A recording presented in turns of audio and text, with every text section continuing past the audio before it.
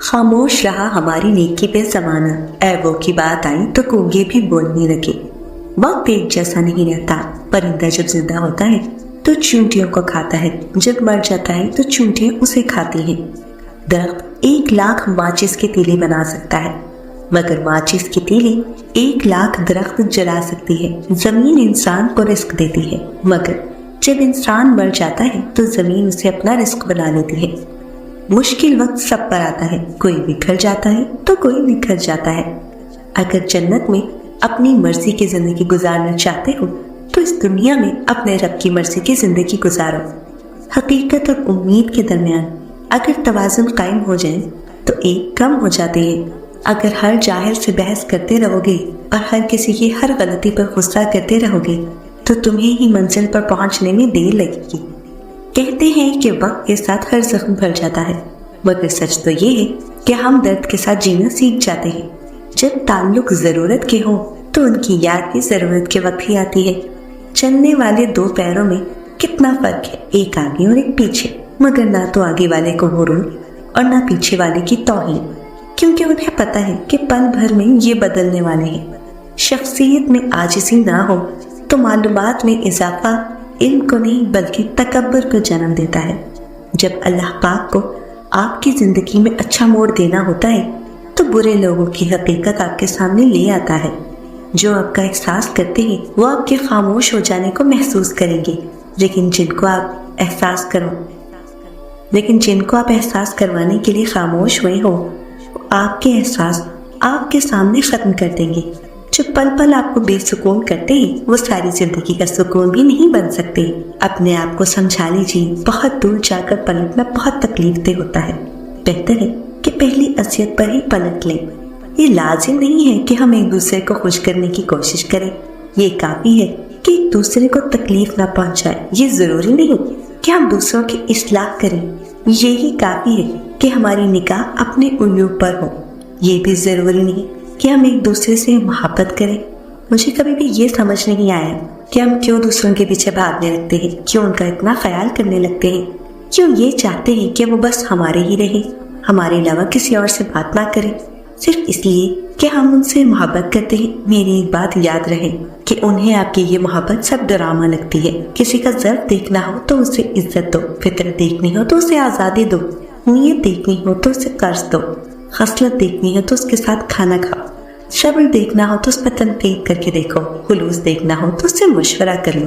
اپنے سکھ، اپنی کمزوریاں، اپنی فیلنگز کسی کے سامنے بیان نہ کرو، خود پر خول چڑھاؤ، اپنے قریب انا کی دیواریں کھڑی کر دو، یقین مانو یہی تمہارے لیے بہتر بلکہ بہترین ہے۔ کوئی بھی کسی کے لیے مخلص نہیں ہے، سب جھوٹ ہے، سب بکواس ہے۔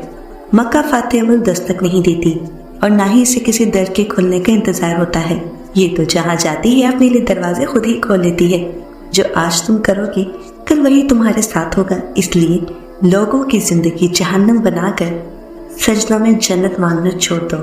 جس کے پاس جو ہوتا ہے نا اس میں وہی تقسیم کرنا ہوتا ہے، اس لیے لوگوں کے رویوں کا کبھی شکوہ نہ کرنا۔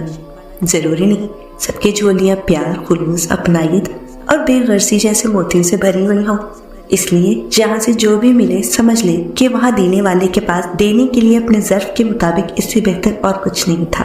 جو شخص کسی دوسرے کی زندگی میں آگ لگاتا ہے وہ اصل میں اپنی قبر کی آگ بھڑکا رہا ہوتا ہے۔ دوسرے کی تو وہ صرف عارضی دنیا برباد کرتا ہے لیکن اپنی دائمی آخرت برباد کر لیتا ہے۔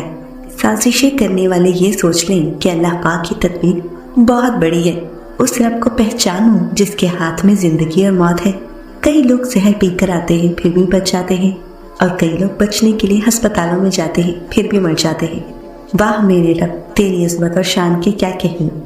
میں نے بابا جی سے پوچھا یہ بے چینی کیوں ہے، کیوں اتنی پریشانی ہے، کیوں ہم سکون قلب اور اطمینان کے ساتھ نہیں بیٹھ سکتے؟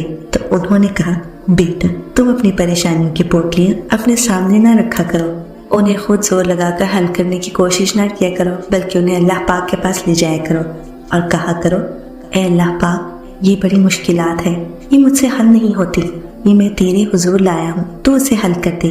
اس کے بعد بیٹا بے فکر ہو جا، اللہ پاک انہیں حل کر دے گا، بس ایمان اور یقین کامل ہونا چاہیے۔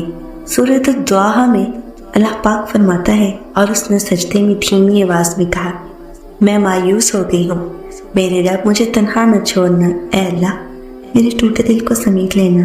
اور اللہ کی طرف سے بڑی محبت سے سورۃ دعا ہمیں تمہارے رب نے تم کو ہرگز نہیں چھوڑا اور نہ وہ ناراض ہوا، اور یقین جانو کہ عنقریب تمہارا پروردگار تمہیں اتنا دے گا کہ تم خوش ہو جاؤ گے۔ جب اللہ سبحانہ و تعالیٰ کسی کو اپنے قریب کرنا چاہتے ہیں تو اسے اس چیز کی طلب میں لگا دیتے ہیں جو اس کے نصیب میں نہیں ہوتی، کیونکہ جب وہ چیز یا وہ انسان اسے نہیں ملتا تو وہ زار و قطار ہوتا ہے، اپنے نصیب پر ہوتا ہے، منتیں کرتا ہے، دعائیں کرتا ہے، روزے رکھتا ہے، نماز پڑھتا ہے، اور جب ساری کوششوں کے باوجود اسے وہ شخص نہیں ملتا تو وہ اللہ کے قریب ہو جاتا ہے۔ اللہ تعالیٰ نے اسے دکھا دیا ہوتا ہے کہ اس کے سوا کوئی نہیں۔ اللہ تعالیٰ اسے سارے رشتوں کی حقیقت سے عیاں کر دیتا ہے، پھر ہمیں اس چیز کی طلب ختم ہوتی ہے جس سے ہم محبت کرتے ہیں، پھر ہمیں صرف اللہ تعالیٰ سے محبت ہوتی ہے اور ہم اس کو راضی کرنے کی فکر میں لگے رہتے ہیں، اور وہ انسان بہت خوش نصیب ہے جسے اللہ تعالیٰ کی قربت نصیب ہوئی ہو۔ اگر تم معجزات کی تلاش میں ہو تو سنو، معجزے تب ہوں گے جب تم اپنے رب کی قدرت پر اندھا اعتماد کرو گے، جب تم سب بس اسے نکال کر یہ یقین رکھو گے کہ وہ رب کوئی نہ کوئی راہ نکال ہی دے گا، جب تم خود کو اس کی رضا میں مکمل ڈھال دو گے، جب تم اس کے آگے سر تسلیم خم کر دو گے، جب تم اپنی خواہشات سے زیادہ اس کے حکم کو اہمیت دو گی، اور اس سب کے بعد تم اپنے نصیب کے معجزے دیکھ پاؤ گے۔